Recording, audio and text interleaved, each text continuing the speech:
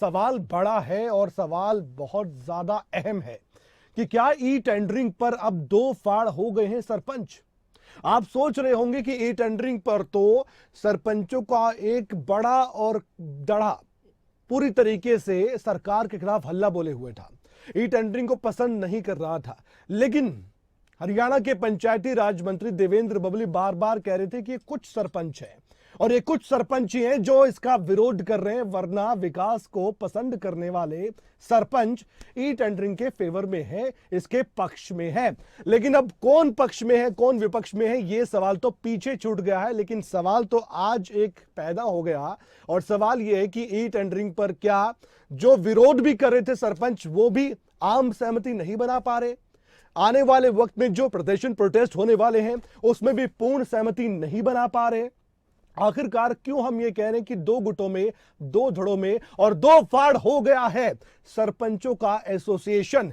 इसका जवाब आज हम आपको देने जा रहे हैं, क्योंकि हमारे पास ये एक्सक्लूसिव जानकारी है कि जो मीटिंग हुई उसे बेनतीजा बेशक आप कह सकते हैं, लेकिन सरकार जब आश्वासन दे रही है, खुद हरियाणा के पंचायती राज मंत्री देवेंद्र बबली जिम्मेदारी के साथ प्रेस कॉन्फ्रेंस करके ये बात कहते हैं कि मैं कैबिनेट के सामने रखने की कोशिश करूंगा, मैं आश्वासन देता हूं, मुख्यमंत्री से बातचीत करूंगा आपकी मांगों को लेकर। उसके बाद भी सरपंच एसोसिएशन के पदाधिकारी प्रेस कॉन्फ्रेंस करके कहते हैं कि बेनतीजा रही। क्या वाकई में कोई रिजल्ट इस बैठक का नहीं निकला?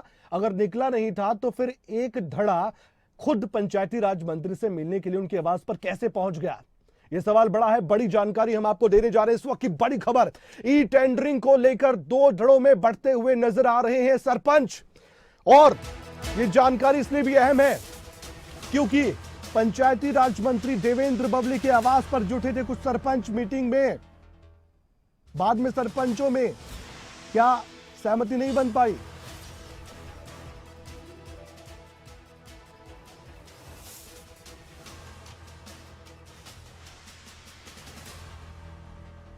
के आश्वासन से संतुष्ट दिखाई दिया सरपंचों का एक गुट। रोहतक गुट और फतेहाबाद गुट में पूर्ण सहमति नहीं है। सीएम आवास का घेराव करने नहीं पहुंचेगा रोहतक गुट, ये जानकारी मिल पाई है। और खबरें तक के संवाददाता कुछ ही पलों बाद हमारे साथ जुड़ने जा रहे हैं, गुलशन ग्रोवर, जो कि ये जानकारी सीधे आप तक पहुंचाएंगे कि आखिरकार ऐसा क्या हुआ। पहले लग रहा था कि ई टेंडरिंग के मुद्दे पर दूसरी मांगों पर सरकार के साथ वार्ता करने के लिए एसोसिएशन एकजुट है, एकजुटता के साथ यहां पर है, लेकिन जब मीटिंग हुई उसके बाद मौसम ही बदल गया। गुलशन, क्या हुआ ऐसा कि अब कहा जा रहा है कि दो गुटों में एसोसिएशन सरपंचों का बढ़ चुका है? ये रोहतक गुट क्या है, ये फतेहाबाद गुट क्या है? पहले तो दर्शकों को ये जानकारी आप दीजिए ताकि हमारे जो दर्शक है वो इस बात को समझ सके कि ये दो गुटों में कौन बढ़ गए।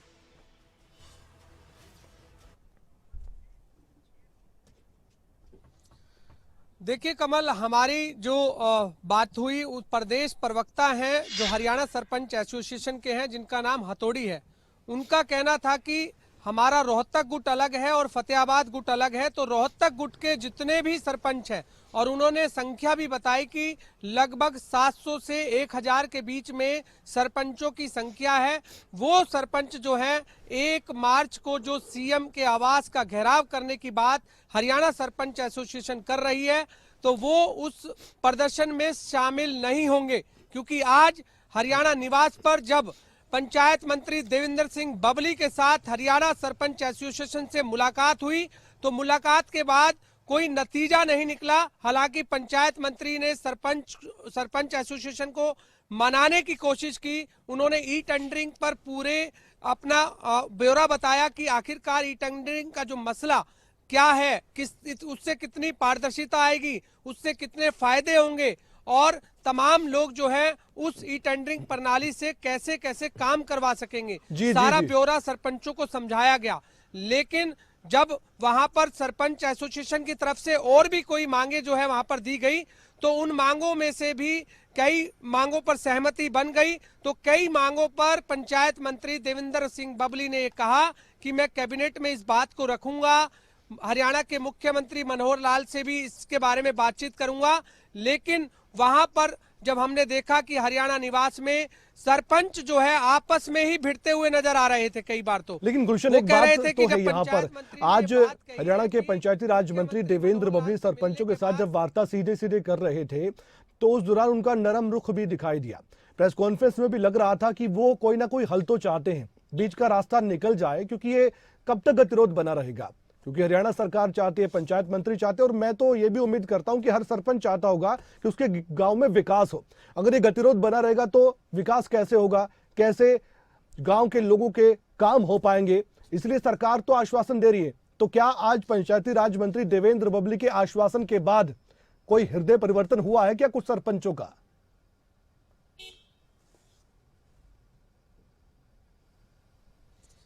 देखिए, बिल्कुल जो दो फाड़ हुए हैं वो कहीं ना कहीं हृदय परिवर्तन से ही दो फाड़ हुए हैं, क्योंकि आज पंचायत मंत्री बड़े सॉफ्ट तरीके से हरियाणा निवास में पहुंचे थे और उनका ये भी कहना था कि जो भी सरपंचों की मांगे हैं उन पर जरूर विचार किया जाएगा, उन्हें समझाया जाएगा।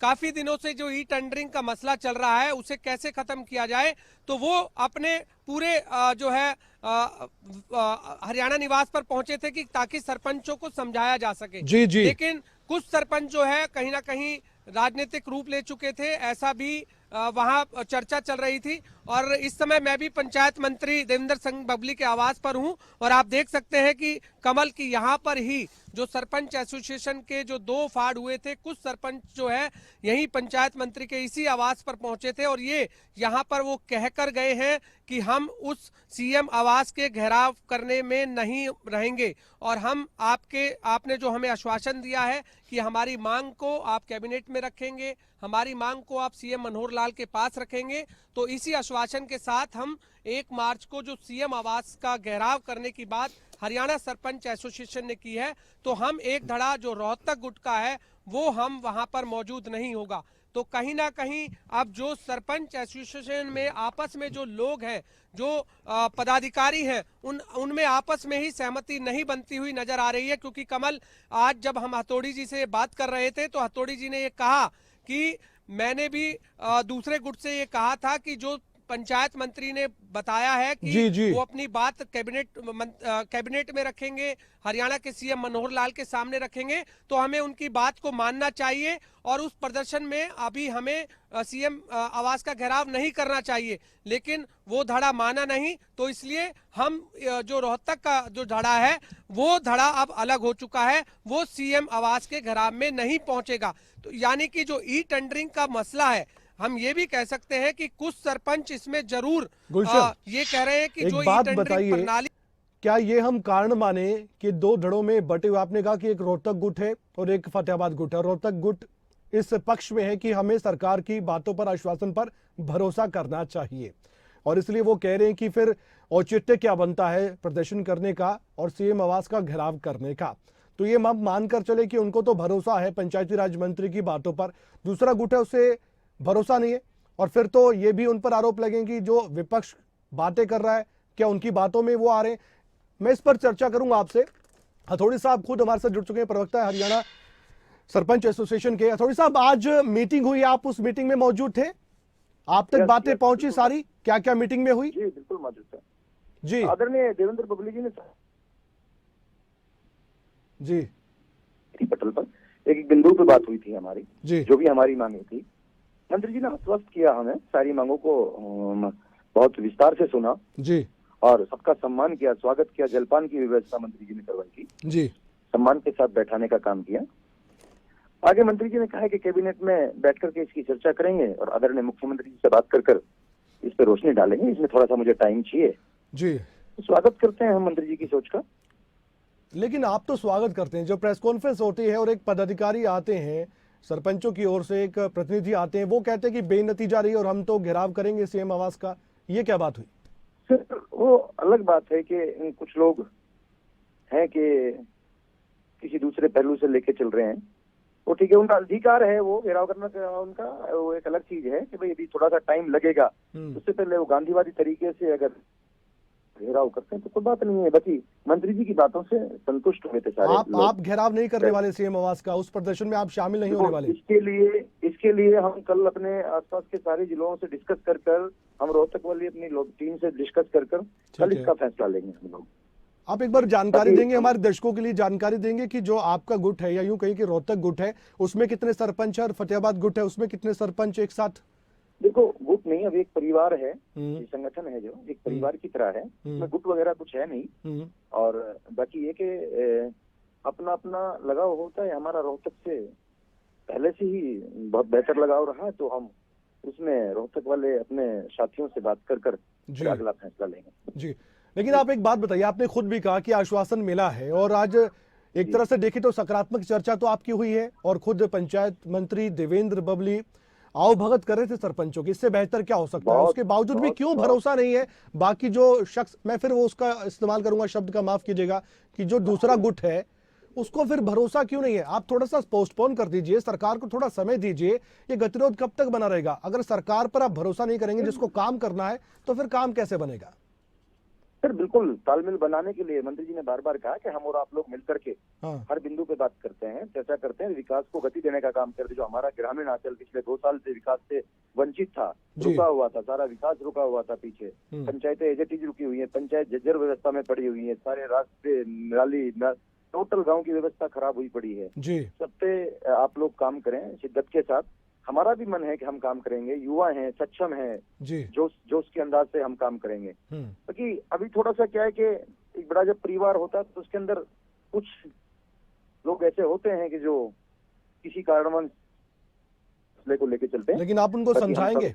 आपको जो समझ आई है उनको भी हमारा समझाएंगे? प्रयास है, हमारा प्रयास है कि उनको हम समझाने का काम करेंगे और बिल्कुल और सुनने में तो ये भी आया कि मंत्री जी तो इतने भी खुश दिखाई देंगे अगर आप उनकी बातों को समझेंगे कि वो दूसरी डिमांड्स पर भी विचार करेंगे जो सरपंचों की बहुत लंबे समय से डिमांड्स है।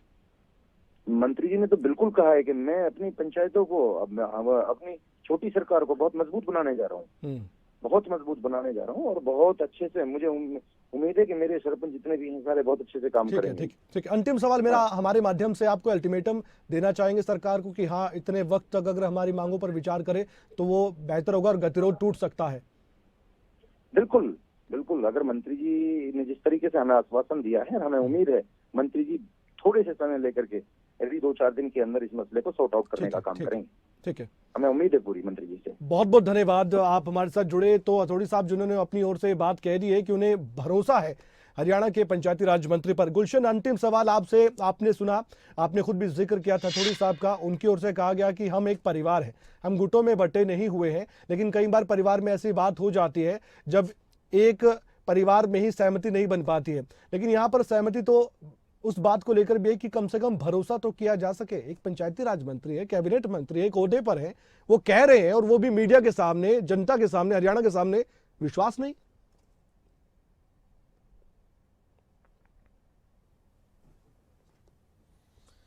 देखिए बिल्कुल, जो आज की जो बैठक थी कमल, वो यही बैठक थी कि ताकि सरपंचों को इस पूरे मसले पर समझाया जा सके। जी। लेकिन जो हालांकि अब उन्होंने कहा कि 2 धड़ा नहीं है, लेकिन हम इसे 2 फाड़ जरूर कह सकते हैं कि क्योंकि एक अलग गुट हो चुका है, दूसरा अलग हो चुका है।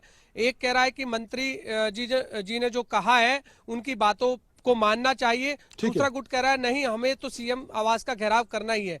लेकिन फिलहाल इसमें अंतिम ये हम कह सकते हैं कमल कि जो पूरी चर्चा हुई आज की, तो कहीं ना कहीं उस चर्चा से ये जरूर सामने आया है कि जो सरपंच एसोसिएशन में वहां पर लोग बैठे हुए थे, कुछ लोग पंचायत मंत्री के फैसले का स्वागत कर रहे थे और कुछ लोग इसके विरोध में थे। लेकिन फिलहाल अब यही अब देखना है कि आखिरकार जो सरपंच एसोसिएशन ने जो अलग अलग हुई है वो 1 मार्च को किस तरीके का सीएम का आवास का घेराव करती है। दिलचस्प होगा। और ये बात भी कही गई है हथौड़ी साहब की ओर से कि हम तो भरोसा तो करते हैं और 4 से 5 दिनों में अगर जब भी बातचीत होगी मुख्यमंत्री से पंचायती राज मंत्री की, तो कोई ना कोई तो रिजल्ट निकलकर सामने आएगा। तब तक इंतजार भी करना पड़ेगा हमें भी कि क्या होता है। शुक्रिया आप हमारे साथ जुड़े गुलशन ग्रोवर, आपने ये जानकारी दर्शकों तक पहुंचाई है।